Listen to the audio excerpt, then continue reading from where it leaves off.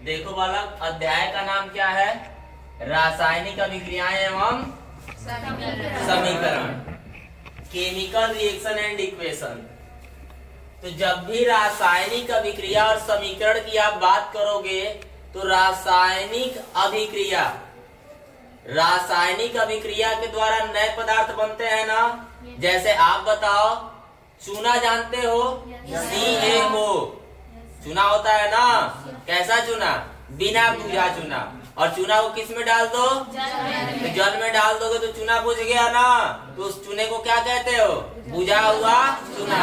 यानी दो या दो से अधिक पदार्थ आपस में क्रिया करके नए उत्पाद का निर्माण करें और जिस समीकरण के द्वारा हम उसको दर्शाएं वो समीकरण क्या कहलाएगा? रासायनिक समीकरण। और ये प्रक्रिया क्या कहलाएगी? रासायनिक अभिक्रिया।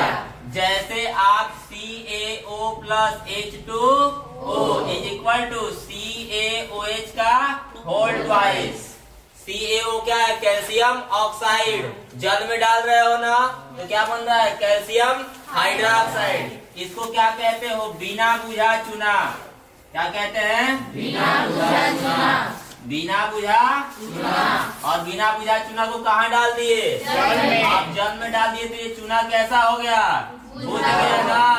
तो बुझ गया तो इसको क्या कहते हो? बुझा हुआ चूना। रटना है? बुझा हुआ चूना। अब ये रासायनिक अभिक्रिया हो गई ना, नया उत्पाद हमको प्राप्त हो गया और जिस समीकरण के द्वारा आप दर्शाए ये रासायनिक समीकरण कहा जाता है। Is it clear? अब हम बात करेंगे परिवर्तन की। किसकी बात करेंगे? जब भी हम रासायनिक अभिक्रिया की बात करते हैं तो उसमें परिवर्तन दो प्रकार से हो सकता है, एक भौतिक परिवर्तन और एक रासायनिक परिवर्तन। भौतिक परिवर्तन जैसे ये डस्टर है ना, इसके आकार में परिवर्तन कर दे, इसको काट दे तो आकार में परिवर्तन हो गया ना। जैसे जल है उसको गर्म कर दे तो वाष्प में बदल गया ना। यानी ठोस से द्रव से किसे बदला? वाष्प में, यानी गैसीय अवस्था में। यानी उसके अवस्था का परिवर्तन हो जाए, रंग का परिवर्तन हो जाए, आकार का परिवर्तन हो जाए या आयतन का परिवर्तन हो जाए, उसे आप क्या कहते हो? भौतिक परिवर्तन। जैसे ये क्या है? रुमाल है ना, इसको हम बीच से फाड़ दें तो आकार में परिवर्तन हुआ कि नहीं हुआ? भौतिक परिवर्तन हुआ। लेकिन जब नया उत्पाद बने, नए पदार्थ का निर्माण हो तो उस परिवर्तन को क्या कहते हो?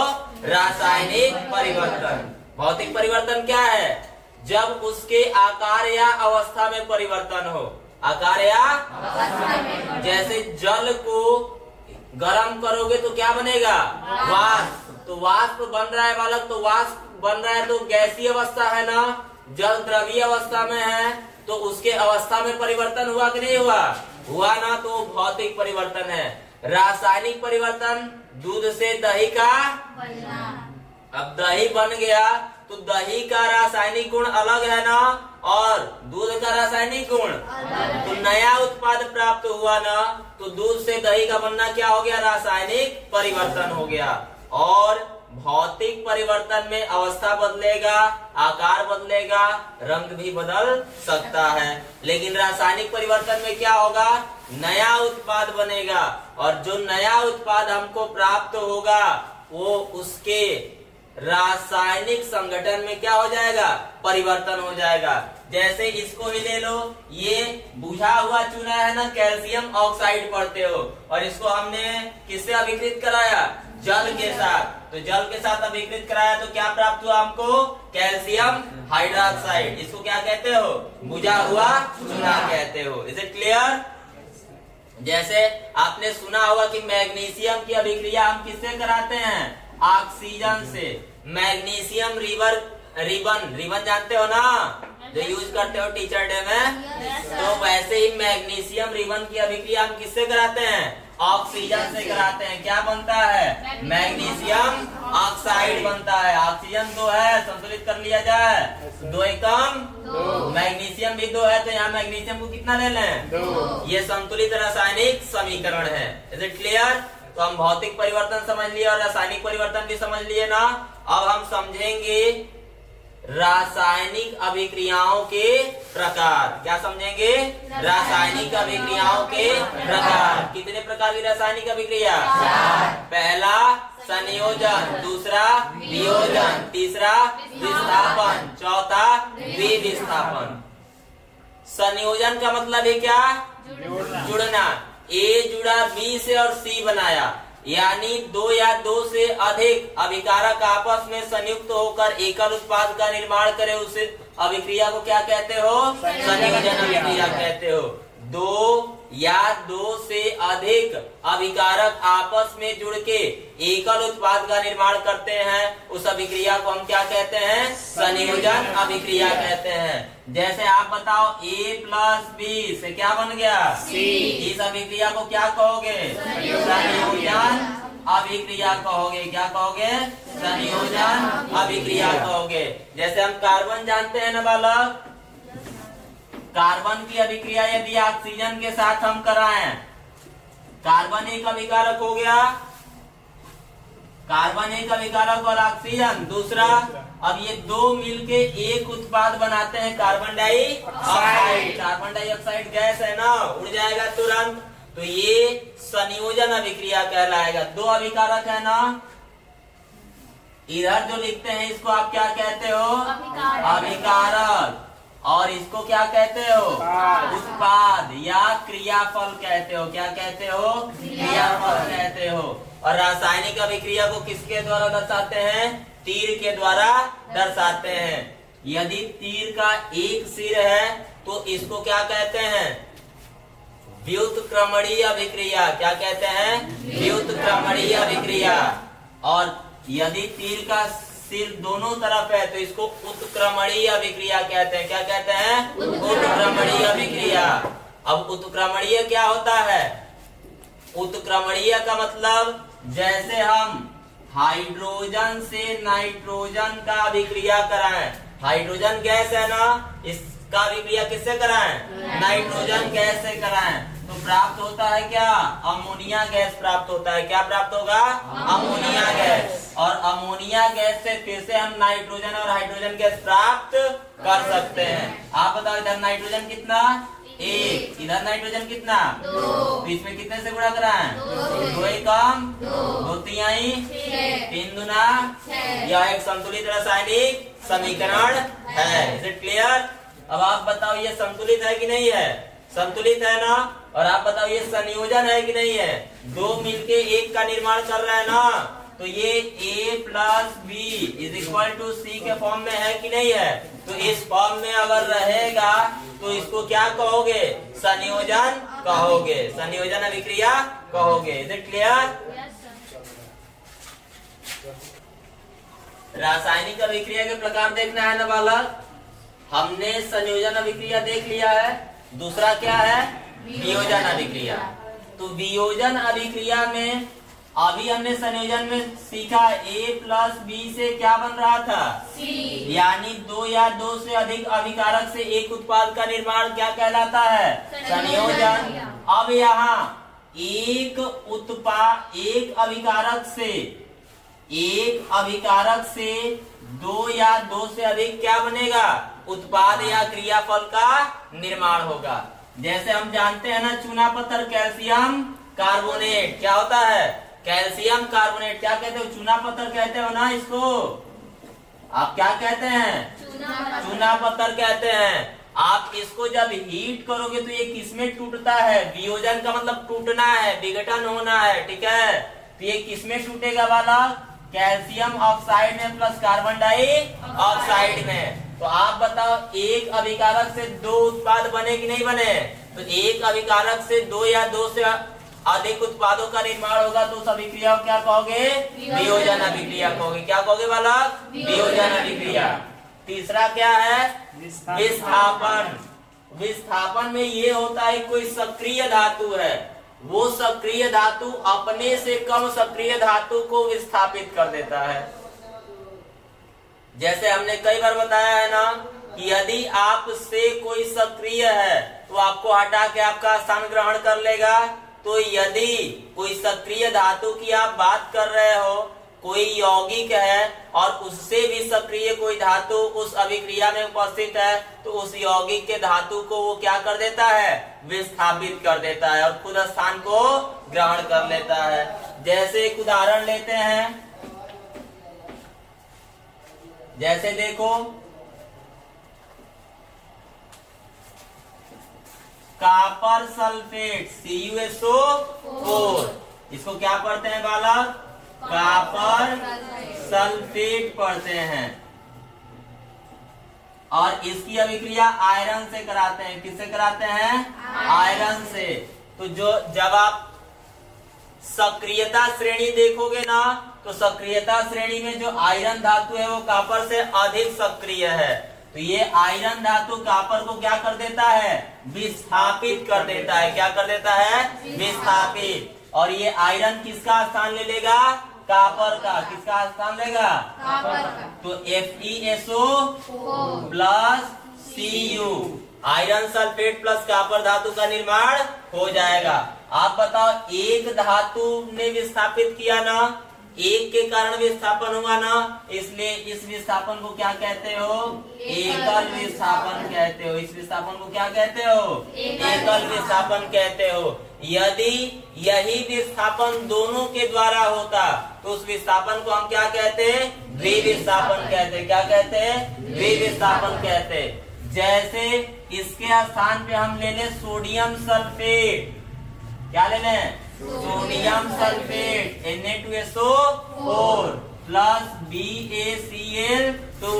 अच्छा बालक, ये पता है Na2SO4 हम क्यों लिखे हैं, सोडियम को 2 क्यों लिए हैं, सल्फेट को 1 क्यों लिए हैं, क्योंकि सोडियम पे कितना प्लस होता है, 1, सल्फेट पे कितना माइनस होता है, 2 माइनस होता है। तो इसकी संयोजकता, इसकी संयोजकता, इसके नीचे कितना, इसके नीचे कितना, तो Na को कितना लोगे, SO4 को कितना लोगे, 1। वैसे ही बेरियम पे 2 प्लस होता है।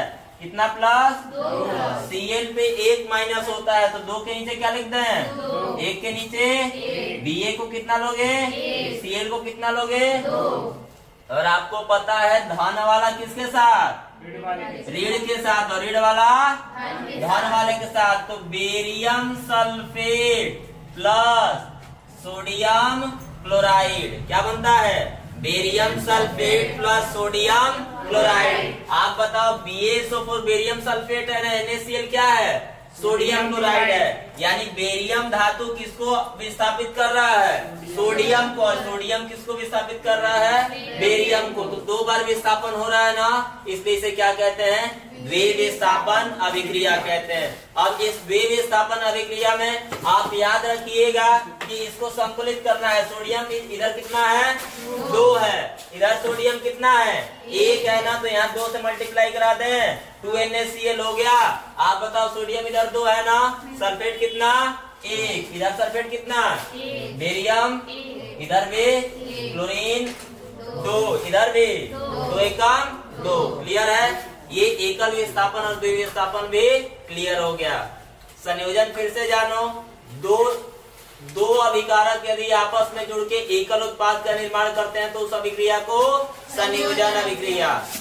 एक अभिकारक 2 या 2 से अधिक उत्पाद में वियोजित होता है तो उसको वियोजन अभिक्रिया।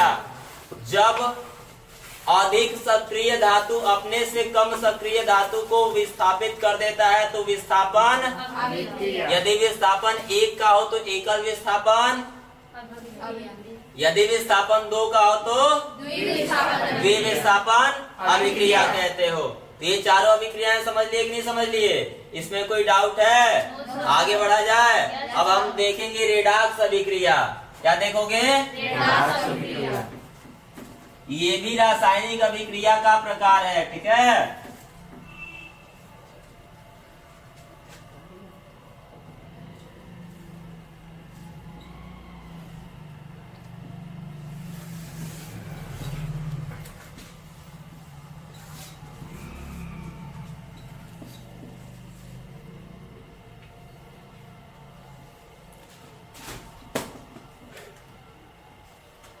RED, रेड यानी रिडक्शन, ऑक्सियानी ऑक्सीडेशन। रिडक्शन का मतलब क्या? अपचयन। क्या? अपचयन। ऑक्सीडेशन का मतलब ऑक्सीकरण। क्या होता है? ऑक्सीकरण। या इसी को उपचयन भी बोला जा सकता है। क्या बोला जा सकता है? उपचयन। तो हमको समझना है कि रेडॉक्स अभिक्रिया क्या होती है। तो वह रासायनिक अभिक्रिया जिसमें अपचयन व ऑक्सीकरण दोनों अभिक्रियाएं साथ साथ हो उसको क्या कहते हो? वह रासायनिक अभिक्रिया जिसमें ऑक्सीकरण व अपचयन दोनों रासायनिक अभिक्रियाएं साथ साथ घटित होती हैं उस अभिक्रिया को क्या कहते हैं? रेडॉक्स अभिक्रिया कहते हैं। तो रेडॉक्स अभिक्रिया तो समझ गए, लेकिन हमको यही नहीं पता है कि अपचयन क्या होता है और ऑक्सीकरण या उपचयन क्या होता है। तो पहले हम किसको समझेंगे? अपचयन और ऑक्सीकरण अभिक्रियाओं को समझेंगे। और ये दोनों समझ गए, दोनों को मिला दिए तो क्या बन गया? रेडॉक्स। रेड यानी रिडक्शन, ऑक्स यानी दोनों को मिला दिए तो रेडॉक्स अभिक्रिया। अपच योपच यह कहते हो हिंदी में। अपच क्या कहते हो? अपच योपच या अपचय उपचय अभिक्रिया क्या कहते हैं? अपचय उपचय अभिक्रिया। रेडॉक्स इंग्लिश का शब्द है, ठीक है। हिंदी में अपचय उपचय अभिक्रिया या रेडॉक्स अभिक्रिया हम कहते हैं। तो अब समझा जाए कि ऑक्सीकरण क्या होता है और रिडक्शन क्या होता है। एक तरफ हम ऑक्सीकरण को लिखते हैं,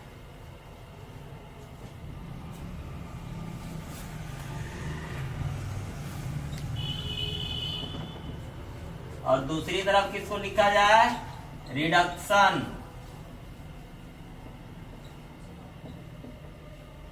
अब देखो ऑक्सीकरण में ओ आ रहा है ना पहला शब्द, तो ऑक्सीकरण में आपको याद रखना है ऑक्सीजन का क्या हो? योग हो। ऑक्सीजन का क्या हो? योग हो। हाइड्रोजन का क्या हो? ह्रास हो। क्या हो? हाइड्रोजन का ह्रास हो। और इलेक्ट्रॉन का क्या हो? त्याग हो। इलेक्ट्रॉन का क्या हो? त्याग हो। क्या कहलाता है? ऑक्सीकरण कहलाता है। वह रासायनिक अभिक्रिया जिसमें ऑक्सीजन का क्या हो? योग हो। हाइड्रोजन का क्या हो? ह्रास हो। और इलेक्ट्रॉन का क्या हो? त्याग हो।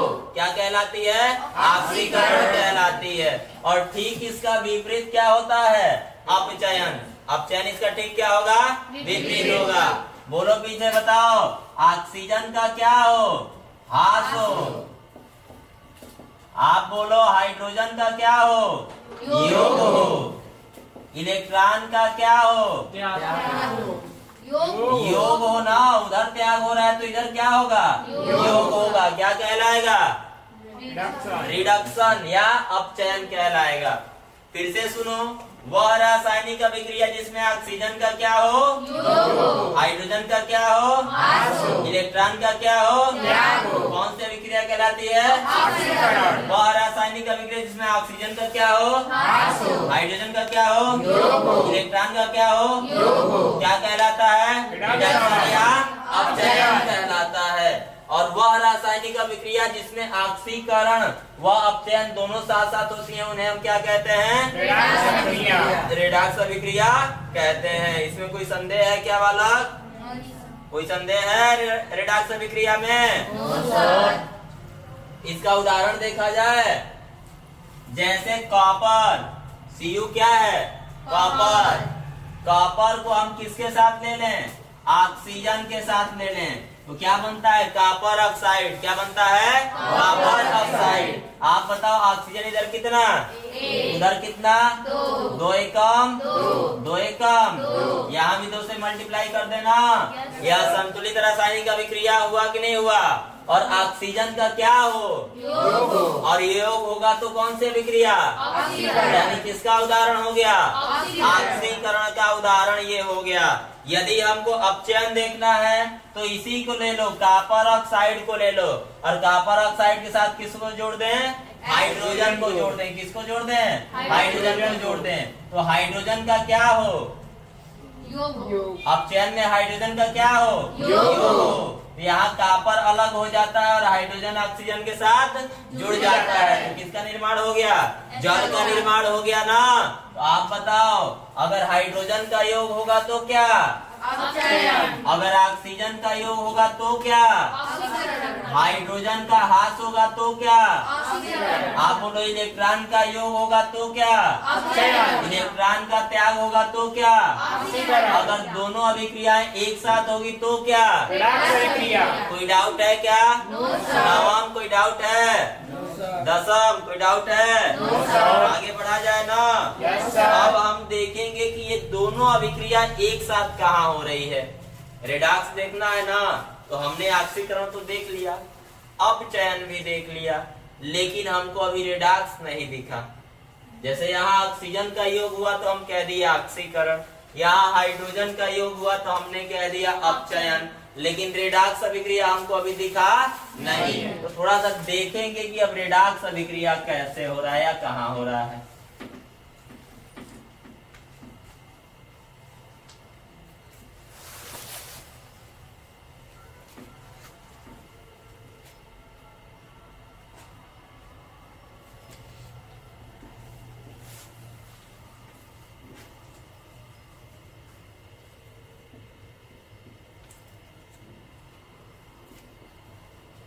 किस अभिक्रिया का उदाहरण है? विस्थापन में क्या? एकल विस्थापन अभिक्रिया, ठीक है। अब इसके आधार पे ही हम रेडॉक्स को भी समझेंगे। जब कोई तत्व अकेले उपस्थित होता है, चाहे कोई भी तत्व हो, तो उसकी ऑक्सीकरण संख्या कितनी होती है? 0 होती है। कितनी होती है? 0 होती है। यानी वो किसी से अभी इलेक्ट्रॉन न लिया है और ना ही दिया है। आपको पता है ना कि सल्फेट पे कितना माइनस होता है? -2। और कॉपर को x मान लें तो x - 2 बराबर 0। तो x बराबर +2। आप बताओ कॉपर पे कितना प्लस है? +2 है। और सल्फेट पे कितना माइनस है? -2 है। आयरन पे कितना है? 0।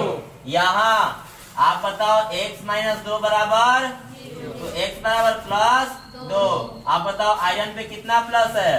सल्फेट पे कितना माइनस है? और कॉपर पे क्या होगा? 0 होगा, क्योंकि अब हमने बोला है कि अकेले रहेगा तो क्या होगा? 0 होगा। अकेले जब भी रहेगा तो क्या होगा? 0। आप बताओ कॉपर पे यहाँ कितना प्लस? 2 प्लस है ना।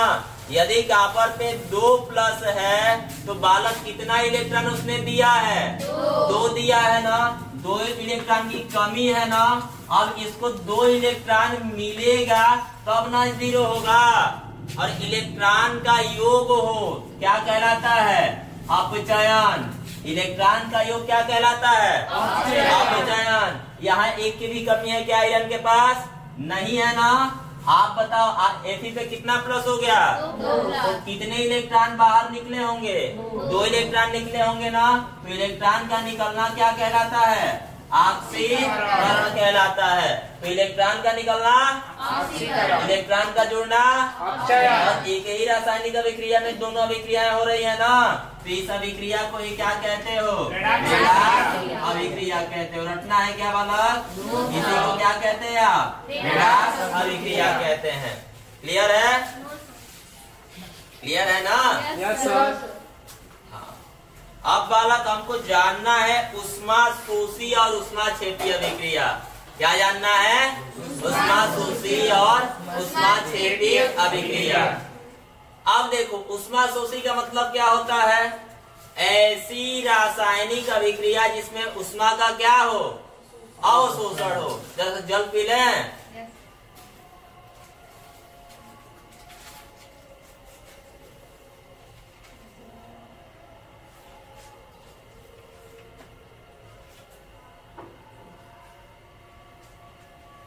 ऐसी रासायनिक अभिक्रिया जिसमें ऊष्मा का क्या हो? अवशोषण हो, उसको क्या कहते हैं? ऊष्माशोषी अभिक्रिया। क्या कहते हो? ऊष्माशोषी अभिक्रिया। और ऐसी रासायनिक अभिक्रिया जिसमें ऊष्मा का क्षेपण हो, उसको क्या कहते हो? ऊष्माक्षेपी अभिक्रिया। जैसे अभी ठंडा का मौसम है, हम नहाते हैं तो हमारी शरीर शिवरिंग करती है ना, ठिठुरती है ना, तो हम ठिठुरते हैं तो हमारी बोन्स आपस में टकराती हैं, और बोन्स आपस में टकराएंगी तो उष्मा क्या होती है, उत्पन्न होगी, तो उष्माक्षेपी अभिक्रिया। लेकिन जब एथलीट जो धावक होते हैं दौड़ते हैं तो हमारे शरीर से पसीना बाहर निकलता है ना, स्वेटिंग होती है ना, यानी उष्मा बाहर निकल रही है ना, तो वो अभिक्रिया क्या कहलाएगी, उष्मा क्षेपी। उष्मा बाहर निकल रहा है ना, तो उसको क्या कहेंगे, उष्माक्षेपी अभिक्रिया कहेंगे। जैसे यदि हम मेथेन को ऑक्सीजन के साथ अभिकृत कराएं, मेथेन गैस जानते हो ना, मेथेन गैस की अभिक्रिया किसके साथ कराएं, ऑक्सीजन के साथ कराएं। CH4 है और CH4 को किसके साथ अभिकृत कराएं, हम ऑक्सीजन के साथ अभिकृत कराएं, तो हमको क्या प्राप्त होता है, CO2 प्लस H2O, साथ साथ क्या निकलता है, उष्मा निकलता है। क्या निकलता है, उष्मा। तो उष्मा निकल रहा है ना, तो ये उष्मा क्षेपी हुआ कि उष्मा शोषी, उष्मा क्षेपी। क्या हुआ, उष्मा क्षेपी। जब उष्मा निकलेगा तो उष्मा क्षेपी, और उष्मा अवशोषित होगी तो उष्मा शोषी। शोषी। तो यहाँ उष्मा निकल रहा है ना बालक, उष्मा निकल रहा है तो इस अभिक्रिया को क्या कहोगे, उष्मा क्षेपी अभिक्रिया। और यदि हमको उष्मा देनी पड़ती तो उसको हम क्या कहते हैं, उष्मा शोषी अभिक्रिया। जैसे मर्क्यूरिक ऑक्साइड, HGO को हम मर्क्यूरिक ऑक्साइड पढ़ते हैं, और मर्क्यूरिक ऑक्साइड को यदि आप उष्मा देते हो, क्या देते हो, उष्मा देते हो, फिर टूटता है मरकरी और ऑक्सीजन में, मरकरी और ऑक्सीजन में। ऑक्सीजन में O कितने हैं, यहाँ O 2 एकम 2 एकम 2 एकम, और मरकरी किस रूप में रहेगा, द्रवीय अवस्था में रहेगा ना, और ऑक्सीजन किस अवस्था में रहता है, गैसीय अवस्था में। तो आप मर्क्यूरिक ऑक्साइड को उष्मा दे रहे हो ना, तो उष्मा का शोषण हो रहा है ना, तो उष्मा का अवशोषण होगा तो उष्मा शोषी अभिक्रिया। और यहाँ मेथेन गैस का आप ऑक्सीजन के साथ अभिक्रिया करा रहे हो तो कार्बन डाइऑक्साइड और जल का निर्माण हो रहा है, साथ साथ उष्मा भी उत्पन्न हो रही है। किसी भी पदार्थ को जलाने के लिए किसकी आवश्यकता होती है, और ऑक्सीजन की उपस्थिति में वो जलेगा तो उष्मा उत्पन्न होगा कि नहीं होगा, और उष्मा उत्पन्न होगा, साथ साथ क्या बनता है, कार्बन डाइऑक्साइड और जल बनता है। तो ये उष्मा क्षेपी हुआ, और यहाँ उष्मा हम दे रहे हैं मर्क्यूरिक ऑक्साइड को, ये मरकरी और ऑक्सीजन गैस का निर्माण कर रहा है, तो ये क्या हुआ, उष्मा शोषी अभिक्रिया हो गया। अब समापन की तरफ हम बढ़ रहे हैं। अगला टॉपिक है संक्षारण। क्या है, संक्षारण। जैसे बेंच पे बैठे हो ना, लोहे का बना हुआ है ना बेंच, उसके ऊपर हम प्लेट लगाए हुए हैं, मान लो कि किसकी, वुडन की, वुड की लगाया है ना, लकड़ी की, लकड़ी है ना ऊपर। तो जो लोहा का फ्रेम है, यदि उसको पॉलिश न करें तो उसपे जंग लग जाता है। क्या लग जाता है, जंग। तो धातु नमी या आर्द्रता को क्या करते हैं, अवशोषित करते हैं, और अवशोषित करके क्या होने लगते हैं, खराब होने लगते हैं। क्या होने लगते हैं, खराब होने लगते हैं। और उस खराब होने की प्रक्रिया को ही हम क्या कहते हैं, संक्षारण कहते हैं। क्या कहते हैं, जैसे लोहे पर जंग लगना, जैसे चांदी पर काली परतों का चढ़ना, जैसे आप पीतल घर में यूज करते हो ना पूजा पाठ के लिए, तो उसमें देखना हरी परत अंदर जम जाती है ना बालक, तो पीतल में अंदर की तरफ हरी परतों का जमना किसका उदाहरण है, संक्षारण का उदाहरण है। यदि आपको संक्षारण से बचाव करना है तो हम क्या करते हैं, पेंट कर देते हैं। क्या करते हैं, पेंट। या उस धातु को आयल में डुबो देते हैं। क्या कर देते हो, आयल में। या टीनिंग एक प्रक्रिया होती है, टीनिंग जानते हो, टीन का लेप चढ़ा देते हैं। टीन का क्या करा देते हैं, लेप चढ़ा देते हैं। या गैल्वेनीकरण एक प्रक्रिया होती है जिसमें जिंक का लेप चढ़ा देते हैं। किसका चढ़ाओगे, जिंक का लेप चढ़ाओगे। अब इससे अधिक आप में आएगा नहीं। संक्षारण में क्या होगा, धातु नमी या आर्द्रता को अवशोषित करके संचारित होती हैं, अर्थात विकृत होने लगती है, खराब होने लगती हैं। उस प्रक्रिया को आप क्या कहते हो, संक्षारण। जैसे लोहे में जंग का लगना, चांदी में काली परतों का जमना, पीतल में हरी परतों का जमना। उपाय क्या है? पेंट कर दो। और क्या उपाय है? आयल में डुबो दो। और क्या उपाय है? टीन का लेप लगा दो, जिसको टिनिंग कहते हैं। और क्या उपाय है? जिंक का लेप लगा दो, जिसको गैल्वेनाइजिंग कहते हैं या गैल्वेनीकरण कहते हैं। अंतिम टॉपिक है, अंतिम प्रकरण है आपका विकृत गंधिता। क्या है? विकृत गंधिता। जब भी वसा युक्त या तैलीय पदार्थ उपचयित होकर ऑक्सीकृत हो जाए, और ऑक्सीकृत हो, ऑक्सीकरण को ही उपचयन कहते थे ना हम, ऑक्सीकरण होगा तो आप बताओ उसके स्वाद में परिवर्तन होगा कि नहीं होगा? स्वाद क्या हो जाएगा? खराब हो जाएगा। विकृत का मतलब ही खराब, और गंध यानी स्वाद से है ना, तो वो पदार्थ जो तैलीय या वसायुक्त पदार्थ है उसके गंध में क्या आ जाए? परिवर्तन आ जाए, तो उसको क्या कहते हैं? विकृत गंधिता कहते हैं। क्या कहते हैं? विकृत गंधिता। इसके साथ ये अध्याय आपका क्या होता है? समाप्त होता है।